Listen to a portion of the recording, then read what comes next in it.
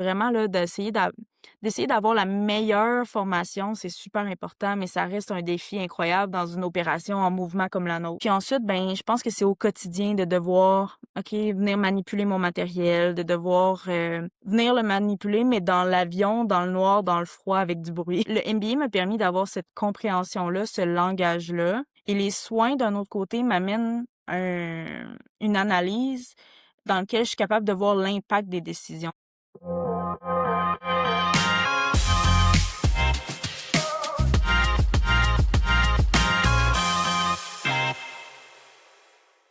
Salut tout le monde et bienvenue au podcast Paratus, le podcast sur la préparation d'urgence. Aujourd'hui, je suis vraiment excité d'avoir avec nous Marie-Laure Denis. Marie-Laure est directrice des opérations médicales chez Air Médic, où elle œuvre à l'excellence clinique et opérationnelle des équipes de soins en transport aérien. Infirmière de formation, elle cumule plusieurs années d'expérience dans la coordination, la gestion et le développement des pratiques cliniques spécialisées. Visionnaire et engagée envers la qualité des soins, Marie-Laure mise sur la formation, la collaboration interdisciplinaire et l'innovation pour soutenir les équipes dans des environnements complexes et éloignés. Sous sa direction, Air Médic a déployé plusieurs programmes médicaux novateurs et renforcé sa culture d'excellence opérationnelle. Marie-Laure, merci beaucoup d'être là avec nous ce matin et de prendre le temps. Bonjour Jean-François, merci beaucoup de m'avoir invité. Bien, certain, je suis vraiment excité de notre discussion. D'ailleurs, tu m'as dit que tu voulais nous parler d'un cas de rapatriement international. Alors, le micro est à toi. Bien sûr, mais je pense qu'on connaît quand même de plus en plus hein, le MEDEVAC au Québec, les préhospitaliers, mais une nouveauté dans notre organisation dernièrement, c'est vraiment le rapatriement international. Donc, vous allez, par exemple, tu pars en voyage, il arrive quelque chose, il faut retourner au pays, ben c'est quoi nos options? Il y a le Air Ambulance, comme c'est un peu plus connu. Donc, on a eu un cas, ça fait quand même quelques mois, un patient qui était dans les Caraïbes, qui a dû être intubé là, pour une pneumonie influenza positif, détérioration de son état respiratoire. Quand on a eu la demande, en fait, on travaille avec des clients là, qui nous font des demandes pour des retours à domicile. Ben, retour dans un centre de soins, évidemment. On reçoit la demande, puis rapidement, on a une équipe, là, ben, plusieurs équipes chez Air Médic qui viennent analyser le dossier. Donc, comme vous pouvez vous imaginer, il y a tout le côté logistique, mais il y a quand même une grosse partie du côté médical, là, de comment on vient ramener ce patient-là en toute sécurité. Le coordonnateur clinique vient recevoir les dossiers qui sont quand même un peu âgés. Tu sais, on a comme un 3-4 jours de différence entre le dossier puis la date d'aujourd'hui. Donc, bien sûr, on essaie de prendre des rapports, mais vous pouvez vous imaginer, la transmission d'informations peut parfois être difficile dans d'autres provinces. Donc, on a quand même un portrait général du patient qui est bien, c'est un stable hémodynamiquement, a eu des bronchospasmes par le passé, mais maintenant c'est résolu, c'est stable. Puis les autres paramètres là, sont stables. Donc on décide de donner un go tout en conservant notre analyse très globale de comment préparer notre mission. Il y a pas juste l'analyse du dossier médical, mais aussi toute la préparation logistique en lien avec un transfert d'un patient à l'international. Je pense par exemple, puis on en a déjà parlé, hein, c'est quoi la consommation d'oxygène qui est disponible dans notre avion, par exemple? Est-ce que le patient il est sous médicaments qu'on détient actuellement? Est-ce qu'on a assez de médicaments pour assurer tout le transfert? Fait que c'est vraiment une analyse complète là, du coordonnateur clinique qui est fait avant un départ. Fait qu'avec toute cette analyse-là, avec l'information qu'on avait, on était en mesure d'aller prendre en charge le patient puis de le ramener là, dans un centre hospitalier à Montréal. Donc, on a déclenché notre équipe de pilotes et personnel médical pour aller le chercher. On avait un médecin, une inhalothérapeute puis une infirmière de soins critiques. Puis Marie-Laure, juste avant de partir, à quel moment dans les soins est-ce qu'ils vous appellent? Fait que là, tu sais, tu m'as dit, cette personne-là se présente dans une urgence, j'imagine, tu sais, dans un de ces pays-là. Tu sais, soins qui doivent ressembler, je l'espère, quelque chose qu'on voit en Amérique du Nord. Le patient se fait prendre en charge, intubé. Est-ce qu'ils vous appellent, tu sais, ils appellent comme la compagnie d'assurance, qui vous appelle tout de suite? Là, tu disais qu'il y avait quand même un délai de quelques jours.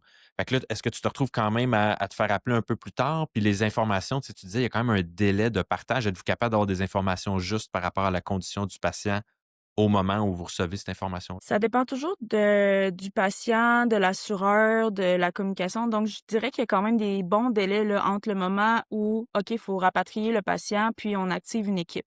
Des fois, ça peut se faire très, très rapidement, mais il y a quand même une charge administrative qui fait qu'il y a des délais. Puis des fois, le centre détient tous les moyens nécessaires pour prendre en charge le patient, mais des fois, Mmh. ils n'ont pas les moyens nécessaires non plus. Donc, ça va venir jouer sur le délai d'activation des équipes de rapatriement à ce moment-là. Au niveau de l'information, c'est vraiment soit pays dépendant, hôpital dépendant. Je dirais que des fois, certains pays, même que ce soit l'Europe, l'Amérique du Sud, la confidentialité est très, très forte, hein, donc il faut vraiment parler avec, le médecin en charge. Des fois, on n'a pas accès à toute l'information, alors que d'autres moments, ça se passe très bien, puis on a des informations claires. Donc je dirais que c'est une gestion du risque, là, qui est vraiment, importante, puis qu'on brainstorm en équipe souvent de se dire: «OK, est-ce que l'information qu'on a actuellement est assez grande pour aller déclencher une équipe?» Parce que veux pas, ça déclenche des frais pour l'assureur, ça déclenche, des frais pour nous également. Donc tu sais, c'est vraiment en plus de penser, c'est sûr que les frais ne sont pas la décision initiale, là, c'est vraiment la condition du patient, mais il y a quand même toute la logistique autour qui est importante à venir analyser pour être sûr qu'on va pas amener une équipe pour un patient qui est pas assez stable pour revenir. Donc, on travaille beaucoup en collaboration avec les assureurs, les assistances pour, préparer le patient. Donc des fois, même des délais de décalage horaire, des délais de on n'est pas capable de rejoindre le médecin, il est pas disponible aujourd'hui, puis c'est le seul qui peut nous donner l'information. Il y a vraiment beaucoup d'enjeux, là, à obtenir une information juste, comme tu as dit. Des fois, c'est de peser les pour et les contre pour le patient. C'est vraiment intéressant parce que, tu sais, quand tu penses à rapatrier même à l'intérieur, tu sais, de notre province, par exemple, des fois, tu sais, il y a des complexités du genre de ce que tu viens de décrire. Mais là, en plus, tu peux avoir de l'information incomplète. Tu sais, comme tu dis, tu as un décalage horaire, tu es même pas capable de parler à la bonne personne. Fait que ça doit vraiment venir complexifier, tu sais, même, tu sais, de savoir est-ce qu'on part, mais encore plus de savoir avec quoi puis avec qui on parle. Exactement, le choix de l'équipe, comme tu viens de le nommer, il est primordial aussi pour assurer une sécurité, tant au niveau du Québec qu'à l'international. Tu sais, on a des ressources limitées, même au Québec puis je pense que vous en avez parlé dans d'autres podcasts, justement, le quand on est éloigné, on n'a pas toutes les ressources d'un grand centre de traumato à Montréal, hein. On n'a pas de diagnostic, on a des diagnostics différentiels. Des fois, on travaille avec la même chose en termes de rapatriement international. Des fois, c'est un soins intensifs de haute qualité, on a toute l'information, le patient il a le même niveau de soins qu'on aurait ici. Des fois, le patient n'a pas du tout reçu les soins comparables en Amérique du Nord, puis on se questionne sur comment nous, on va pouvoir améliorer le patient, toujours en gardant en tête aussi que notre droit de pratique à l'international n'est pas le même qu'au Québec. Donc, on a vraiment plusieurs logistiques, à considérer vraiment quand on déclenche un air ambulance. C'est pas sur appel directement, on est prêt à partir, là. Il faut s'assurer de la sécurité du patient, surtout dans le transfert, mais la sécurité de l'équipe aussi dans toutes ces étapes-là.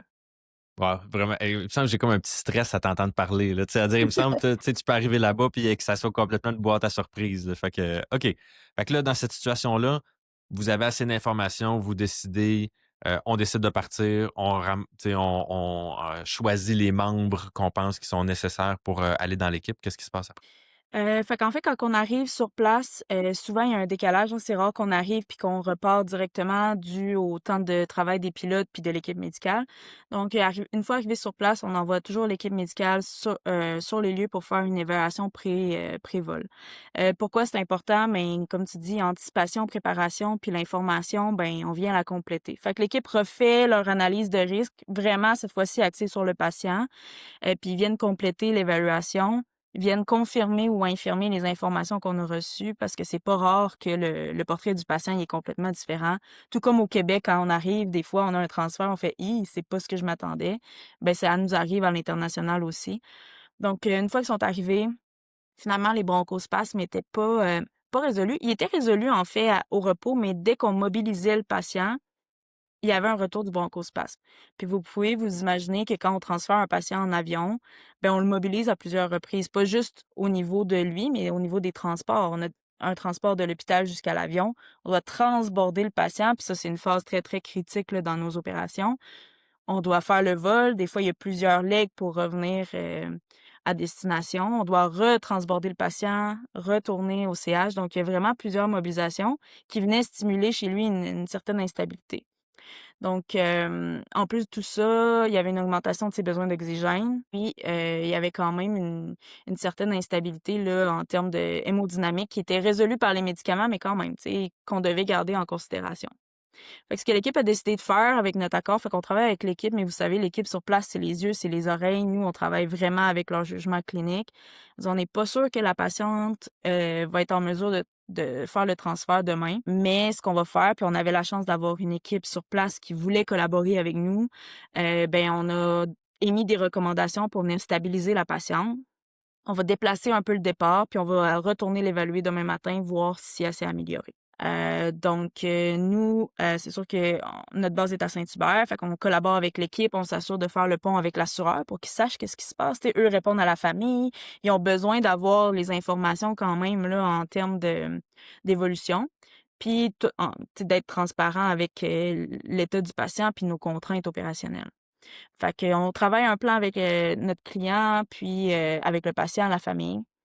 On refait un plan, puis on se prépare une deuxième visite le lendemain. Donc, après notre première visite, l'équipe est allée se reposer, puis on a décalé un peu le départ pour être en mesure d'avoir une prise en charge sécuritaire le lendemain.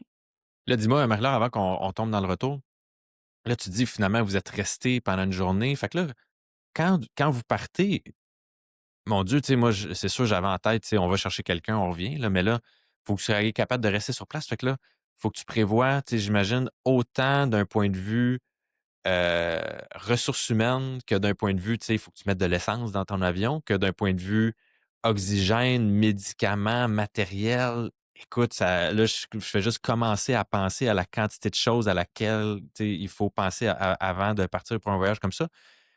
Avez-vous comme déjà d'avance, vous savez tout ce que ça vous prend? Est-ce que ça, tu sais, chaque voyage est différent?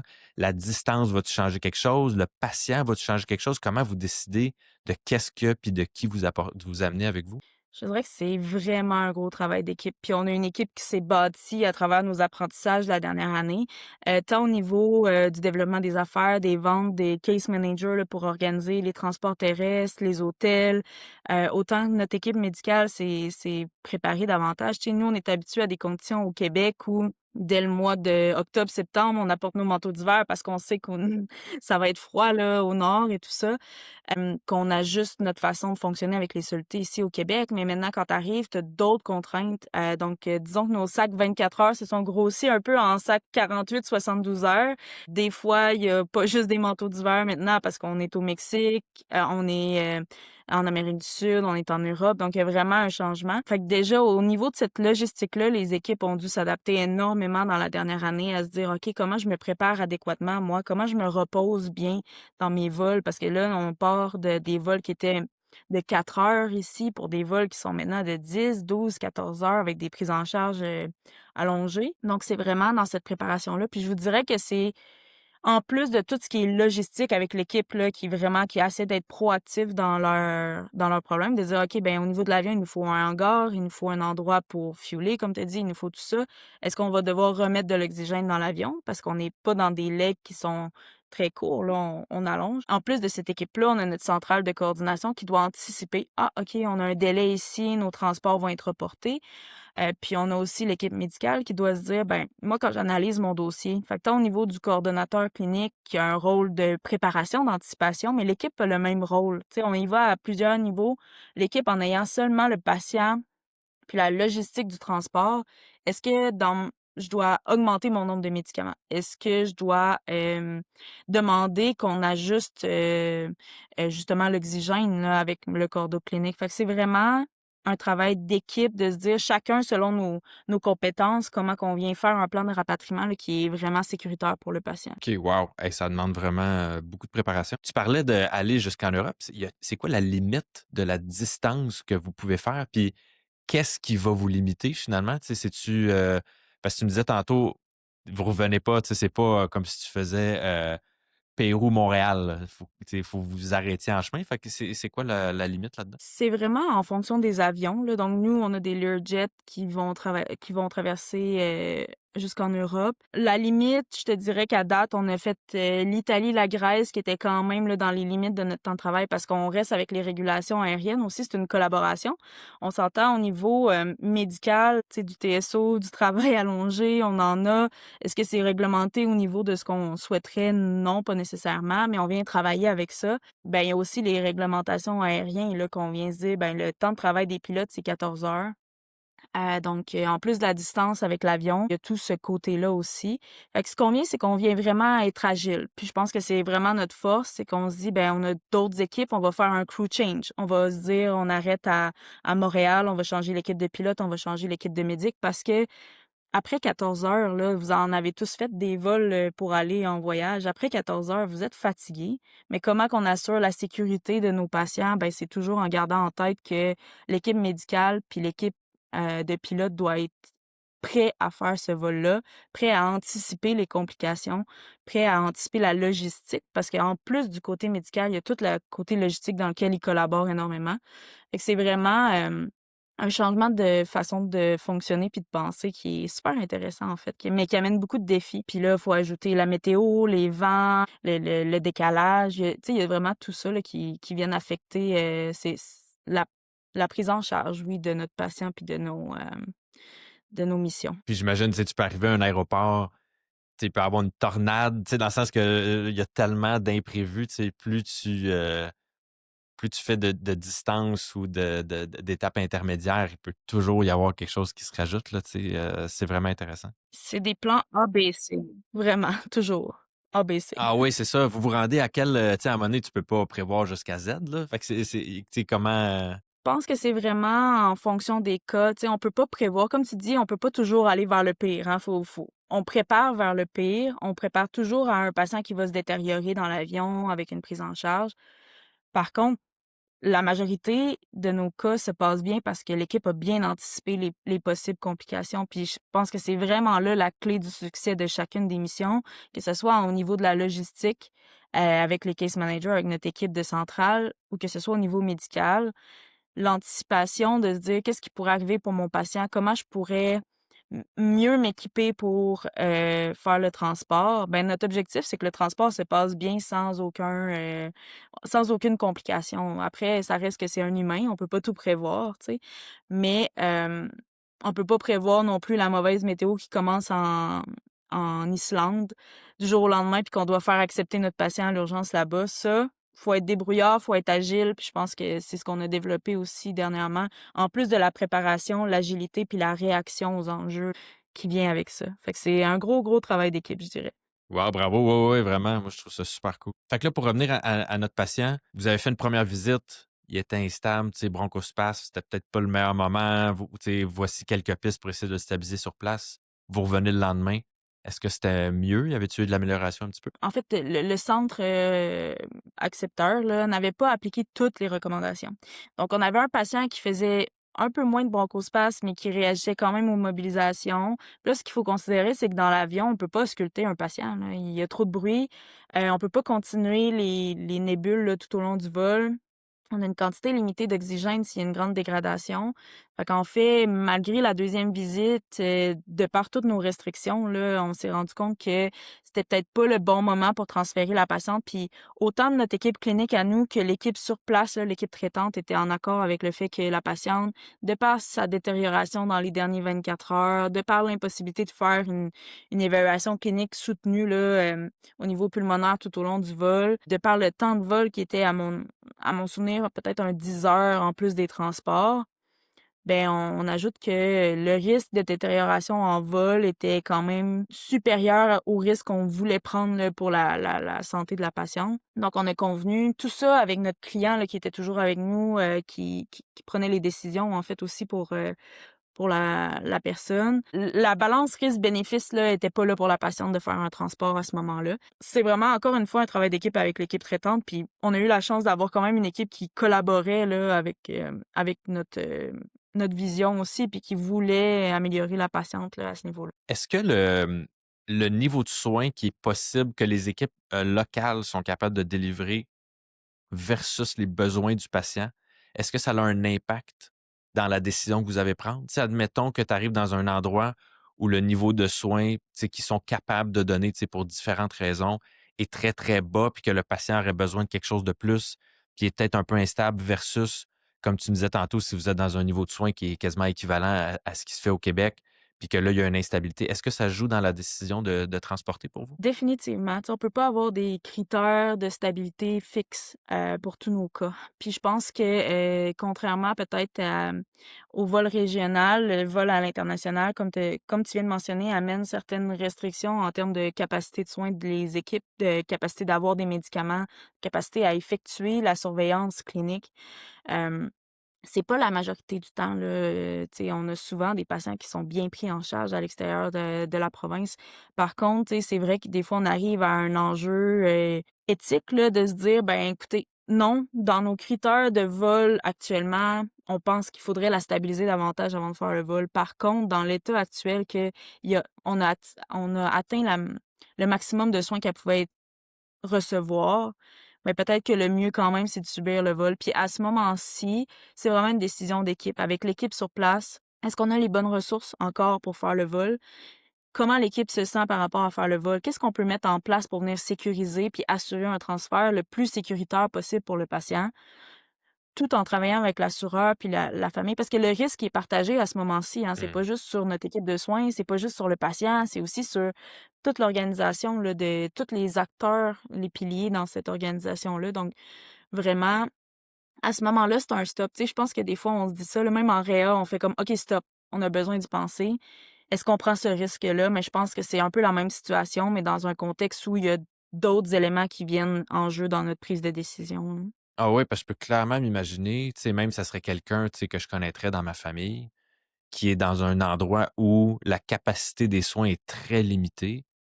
Même si le transport est risqué, je préférerais peut-être, tu sais, qu'on ramène cette personne-là, tu sais, le plus vite possible au Québec, hem, pour justement lui donner cette meilleure qualité de soins-là, même s'il y a un risque, tu sais, que je serais prêt à prendre avec le transport. Parce que sinon, qu'est-ce qui va arriver si la personne reste là? Ça sera pas, tu sais, mieux. Est-ce que vous auriez la capacité, mettons que vous êtes proche d'un centre qui est pas le Québec, là, tu sais, pourriez-vous comme arrêter puis déposer cette personne-là en Floride? Tu sais, je dis n'importe quoi, là. Ben, c'est exactement, ça me fait penser à un cas qu'on a eu justement, qui a un patient dans les Caraïbes qui avait atteint vraiment la limite de soins, puis c'est un patient qui avait besoin d'un centre tertiaire ou quaternaire à Montréal, là, définitivement. Mais on savait pas comment il allait réagir au vol parce qu'il y a tout ce qui est changement en altitude là, qui viennent impacter aussi la condition de nos patients. Donc nous, notre premier plan, c'était de l'amener vers le premier centre là, qui était adéquat pour ses soins. Puis selon la stabilité rendue au sol, parce qu'on devait de toute façon arrêter là, faire le fuel stop, ben, c'était de réévaluer. Fait on s'est reconsulté une fois en Floride. Est-ce que le patient continue vers Montréal ou reste en Floride? Puis le patient avait gardé une certaine stabilité. On préférait le ramener à Montréal pour qu'il soit avec sa famille. Puis je pense que ça a été la bonne décision, enfin tout ça. Mais tu sais, c'est vraiment le jugement clinique des équipes sur place, la pensée complète de se dire, ben, c'est pas juste un transport d'une heure que j'ai à faire. Il me reste, disons, 4 heures plus un transport terrestre, plus ça. Est-ce que mon patient peut subir le prochain vol? Parce que, tu sais, on veut pas se rendre à dévier un avion. On veut se rendre en sécurité pour le patient dans les délais les plus raisonnables possibles. Donc, c'est toujours de penser à ça aussi. Tu sais, quand on parle de plan B, plan C, c'est aussi ça. Puis, ça serait faisable ça? Mettons, vous jugez, tu sais, je dis n'importe quoi, là, vous êtes en train de rapatrier un patient des Caraïbes, puis il y a vraiment une instabilité, faut s'arrêter le plus vite possible. Arrêter dans un autre pays, tu sais, là, on est chanceux, on a les États-Unis, tu sais, qui ont quand même une bonne Ouf. qualité de soins. S'arrêter là, puis que le patient est dans un hôpital, aux États-Unis, ça serait comme quelque chose dans un de vos plans, ça serait à considérer? Oui, puis, c'est quelque chose qui fonctionne. Je vous dirais que une fois arrivé au sol, on déclenche les systèmes d'urgence, ça fonctionne bien. Après, ça reste que c'est notre patient, on veut s'assurer de la continuité des soins. Puis ça, c'est un enjeu aussi, la continuité des soins. On le vit dans le réseau, mais on veut continuer à améliorer l'accès aux soins. Fait qu'en fait, c'est des choses qui peuvent arriver, qu'on essaie de diminuer nos chances le plus possible, qu'on essaie de préparer pour pas se rendre là, mais oui, effectivement, des fois, on a une capacité limitée dans un avion, puis le meilleur pour le patient, c'est d'être au sol dans un hôpital qui a plus de ressources. Je m'imagine, le staff aux États-Unis qui reçoit un début de dossier en espagnol, des notes de transfert en français, puis, qui rentre dans un dossier, ça doit être, des situations assez intéressantes, mettons. Où on en était que, tu sais, vous avez jugé qu'il y avait trop d'instabilité. Fait que là, comment ça fonctionne à partir de là? À ce moment-ci, c'est vraiment dans la communication. Fait que je pense que ça, c'est un autre gros pilier du transfert aérien, là. C'est vraiment dans la communication. Fait qu'on travaille avec l'assureur. On a donné quand même des recommandations pour qu'eux puissent continuer à travailler avec le centre traitant. Puis à la fin de tout ça, tu vois, on a transféré la patiente 2 semaines plus tard, là, qui était vraiment Mmh. stabilisée. Puis on l'a amenée dans un centre là, à Montréal. Mais c'est vraiment dans... Tu sais, les prochaines étapes, c'est dans la communication. C'est d'expliquer vraiment bien aux autres piliers, c'est vraiment important de ce rapatriement-là, qu'est-ce qui fonctionne pas, puis comment est le risque-bénéfice. Puis à la fin de tout ça, tout le monde a la même priorité, c'est la sécurité de la patiente. Puis je pense que ça, c'est ce qui a vraiment été mis de l'avant dans cette intervention-là, c'est que des fois, le mieux, c'est peut-être d'attendre. Des fois, le mieux, c'est de transférer, comme on vient de parler, mais des fois, le mieux, c'est d'attendre. Puis je pense que pour la patiente, ça a été très bénéfique là, qu'on aille un petit stop, qu'on vienne stabiliser, puis qu'on vienne, la rapatrier par la suite. Ah oui, c'est vraiment intéressant. Écoute, tu sais, des fois, aller au scan dans l'ascenseur, on a peur de ce qui peut arriver à un patient instable. Fait que, tu sais, Bon. là, ça, c'est comme un autre niveau. Puis clairement, la bonne réponse, c'est de dire soyons conservateurs, attendons un petit peu, laissons le temps faire les choses. Puis, tu sais, considérant que ce niveau de soin-là est capable d'être donné. Fait que là, dans le fond, vous êtes retourné au Québec, tu sais, sans la patiente, puis vous êtes retourné la chercher 2 semaines plus tard, là, c'est ça que je comprends? Exact.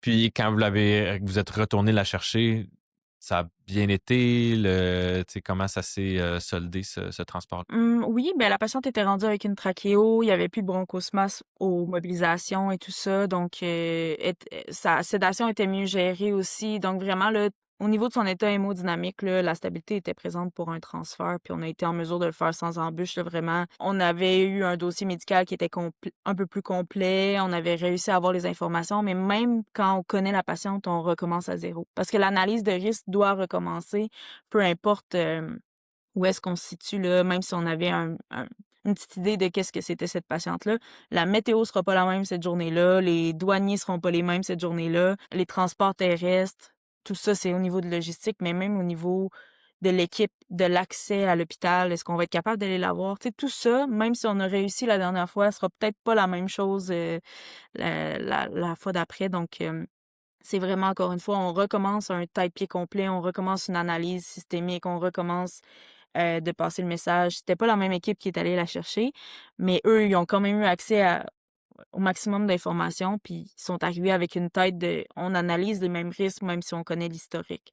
Parce qu'on reste qu'on s'en va dans un avion, qu'on n'a pas des capacités, idem à un centre hospitalier, tout ça. Donc c'est vraiment je te dirais que l'anticipation reste la même peut-être un peu plus parce qu'on sait que la dernière fois, on a eu des enjeux, on a eu des embûches. Fait que là, on vient se mettre à un autre niveau de dire comme OK, est-ce que vraiment l'information est juste? Est-ce que c'est sécuritaire? Puis on veut s'assurer de ça, tant au niveau de la coordination clinique qu'au niveau terrain. Merci de partager ça, c'est super intéressant. J'adore ce que tu as dit, tu sais, justement, tu pourrais dire: «Hey, on connaît déjà ce dossier-là, tu sais, ça va être simple, on a déjà» je pense que comme tu as dit, tu sais, de repartir à zéro, tu sais, recommencer à la base, de s'assurer, tu sais, que, de revérifier tout ce qu'on vérifie d'habitude, super important parce que justement, il y a tellement d'incertitudes, j'imagine, à chaque fois que vous allez chercher quelqu'un, que là, tu augmentes tes chances, tu sais, si tu prends certaines affaires pour acquis, de manquer quelque chose puis, qu'il arrive quelque chose par rapport à ça. Dans la formation de vos équipes, là, qu'est-ce qui a changé par rapport à, tu sais, faire des rapatriements interprovinces ou à l'intérieur du Canada ou à plus, courte distance versus aller à l'international? Tu sais, est-ce que vous avez dû adapter vos formations? Tu sais, clairement, préparation puis tout ça, oui, mais d'un point de vue de plus formation, puis autant les équipes médicales que les équipes, tu sais, techniques ou qui accompagnent ou pilotent? Définitivement. Fait qu'en fait, de base, c'est pas le même appareil qu'on utilise pour les rapatriements, internationaux, donc on a dû reformer l'équipe complète, là, sur un nouvel appareil. Puis tu sais, je suis contente qu'on parle de formation parce que je pense que c'est un défi dans tous les milieux de soins, d'avoir des gens qui sont bien formés, qui se sentent à l'aise dans leur environnement.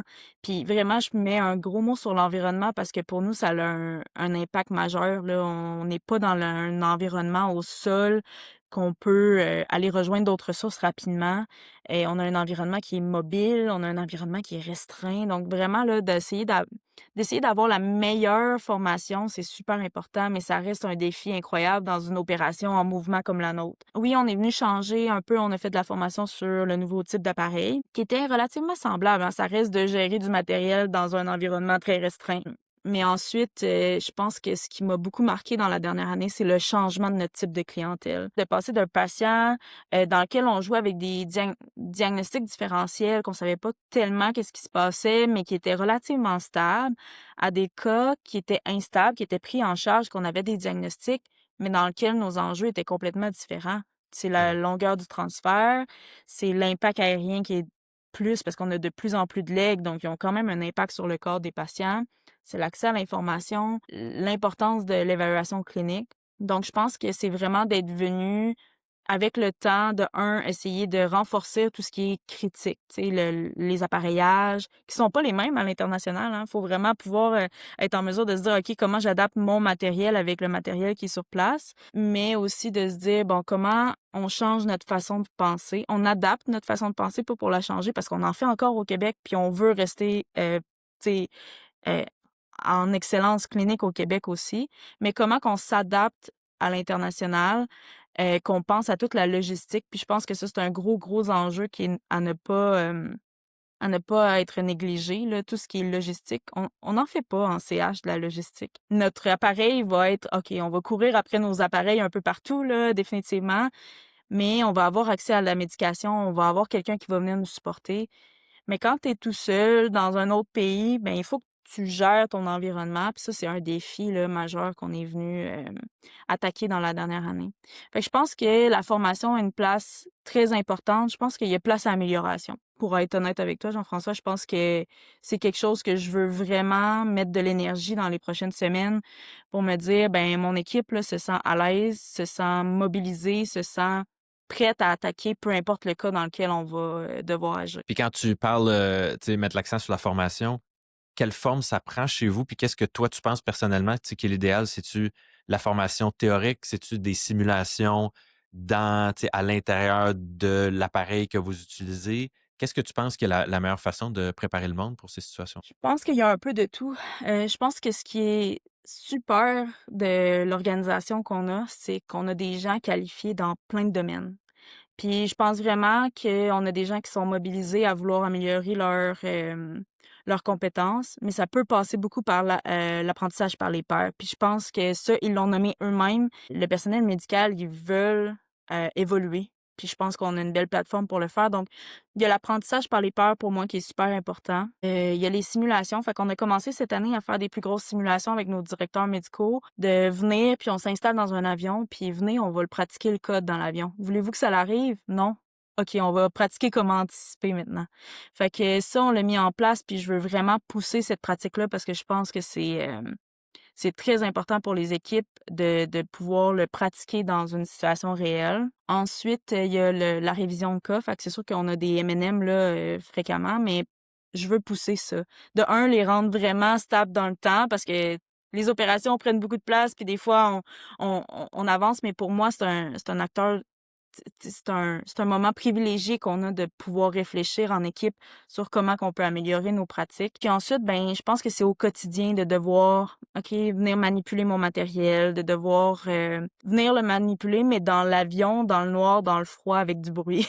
Tu sais, il y a tout ça qu'il faut réussir à mettre en place dans les prochains mois, dans les prochaines semaines, mais tu sais, c'est ça, ça reste que on vole, on va chercher nos patients, la priorité va toujours rester nos patients. Fait que c'est de venir chercher un équilibre dans tout ça qui est difficile, mais qui est tellement important parce que ça vient ajouter de la sécurité, ça vient ajouter une tranche de fromage dans notre gestion des risques, ça vient assurer de la mobilisation des équipes à se dire, ben moi, quand je veux travailler, je suis motivée, je veux apprendre, puis quand je suis auprès du patient, je suis safe dans tout mon environnement, dans toutes mes dimensions dans lesquelles je travaille. C'est un peu ma vision. Après, comment on l'opérationnalise, ça restera toujours un défi, je pense, à ce niveau-là, mais l'important, c'est là, tu sais. Ouais, je suis vraiment d'accord. J'adore ta vision de, tu sais, clairement, surtout quand tu es dans un environnement, tu sais, de faire des simulations dans l'environnement. Puis là, j'adore que tu as dit dans le noir, dans le brouillard, tu sais, parce que, tu sais, induire du stress, induire de l'incertitude, mettre les gens dans le milieu où ça va se passer pour de vrai, tu sais, il y a clairement comme quelque chose d'intéressant là-dedans.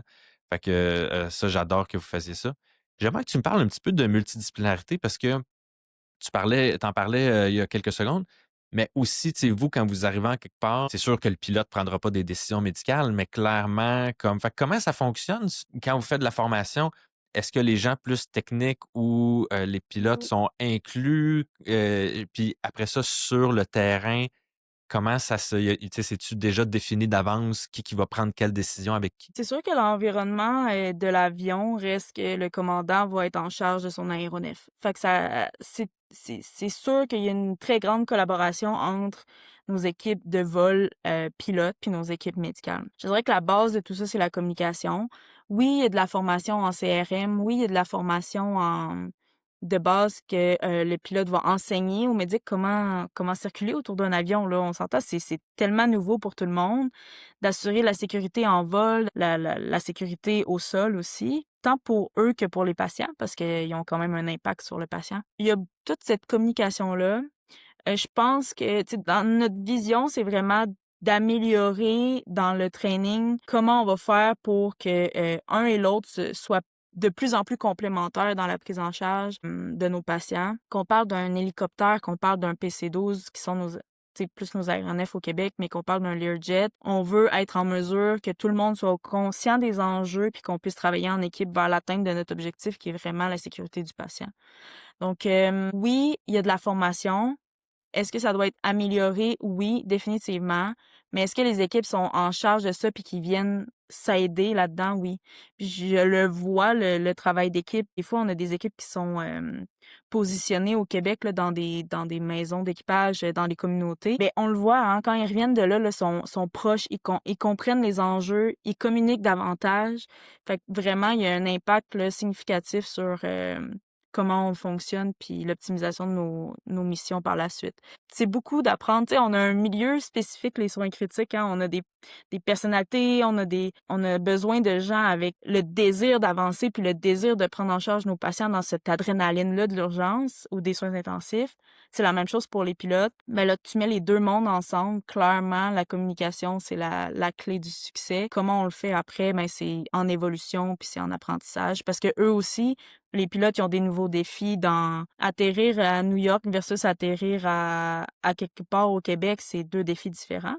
Peut-être les conditions météo sont beaucoup plus difficiles au Québec. Le trafic, par contre, va être beaucoup plus complexe à New York. Fait qu'on a vraiment tout ça là, qu'on est en évolution, je dirais, depuis les derniers mois, années. Super intéressant, j'adore ça. On dirait qu'il y a tellement de couches, tu sais, de complexité. Moi, ça me fascine. Comment, justement, tu sais, parlant de complexité, Marie-Laure, comment, tu sais, toi, tu as fait un MBA, tu es infirmière à la base.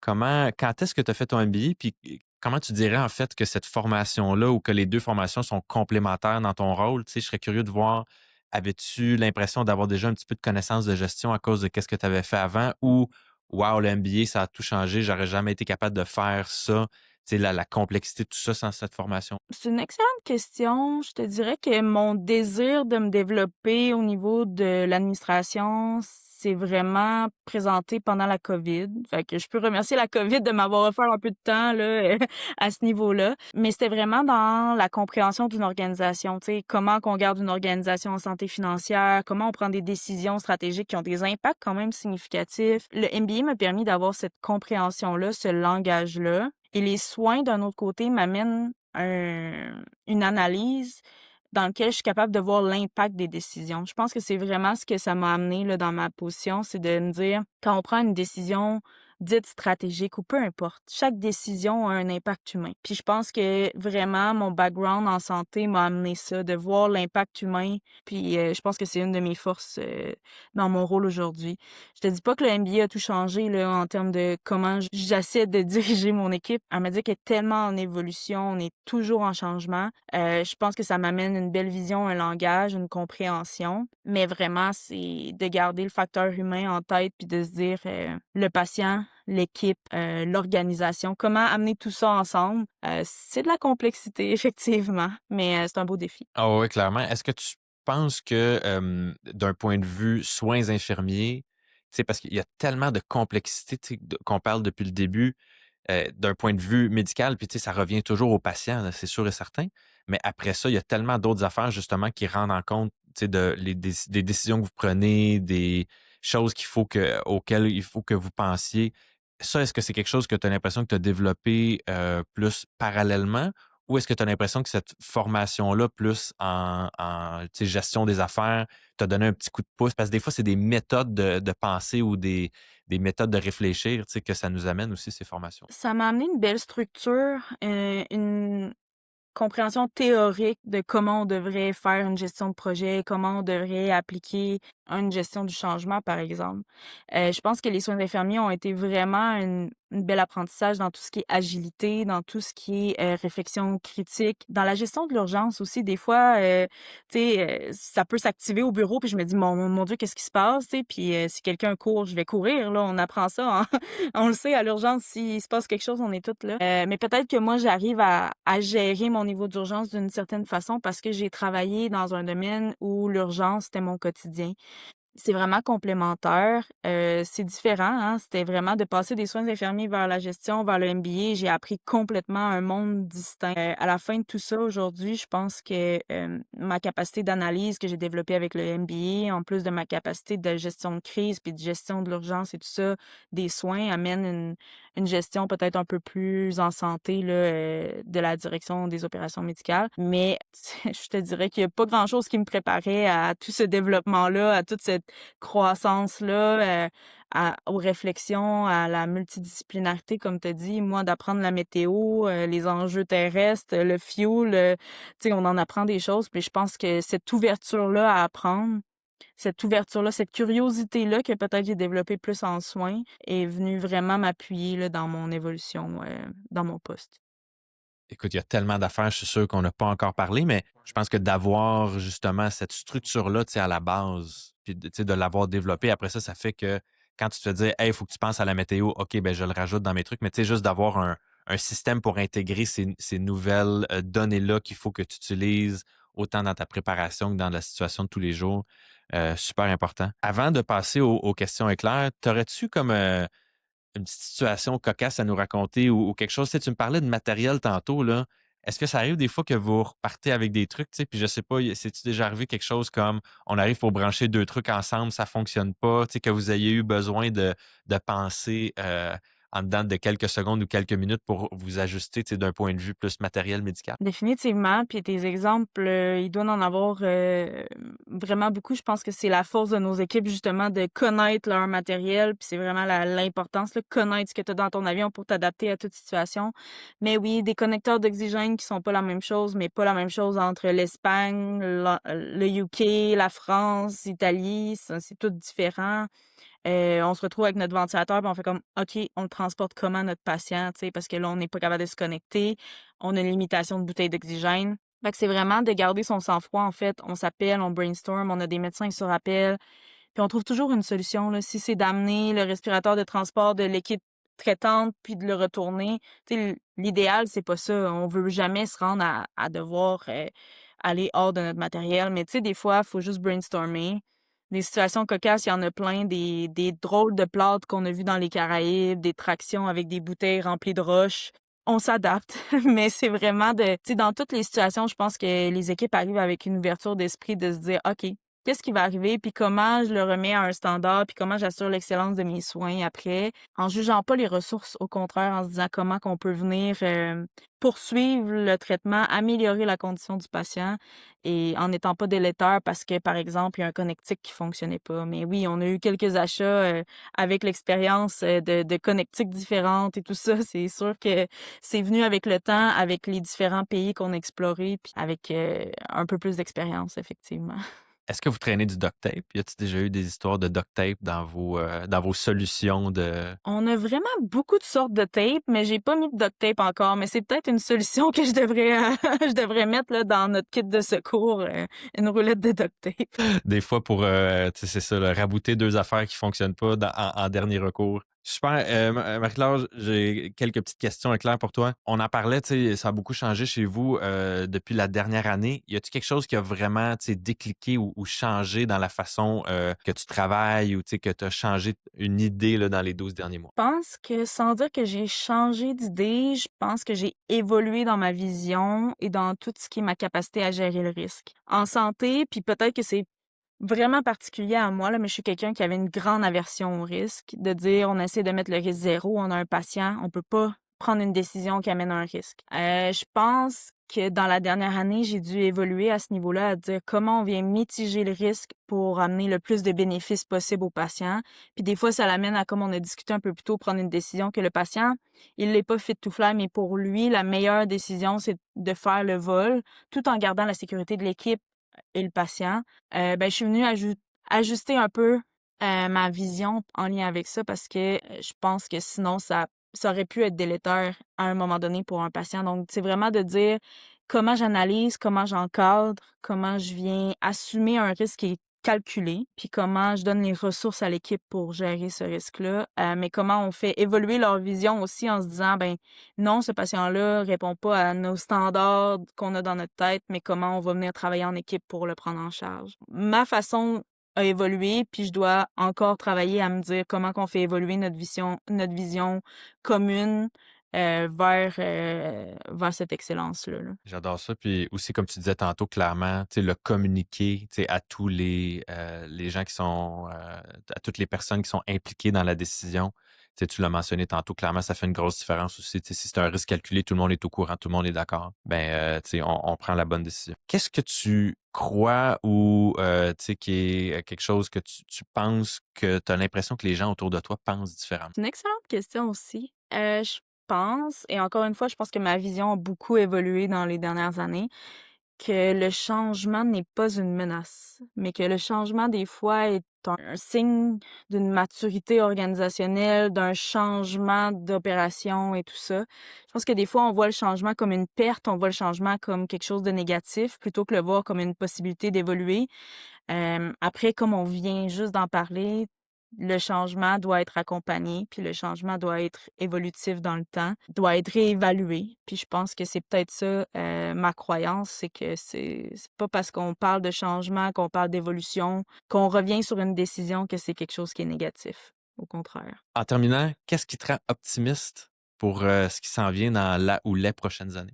Ce qui me rend optimiste quand même, c'est de voir l'évolution, de mon organisation actuellement, puis de se dire qu'on travaille tellement fort pour avoir un meilleur accès aux soins à nos patients, qu'on travaille fort pour donner de la qualité, d'avoir des retours vers leur maison digne, humain, peu importe où est-ce qu'ils sont dans le monde, ouvrir nos horizons à des meilleures pratiques.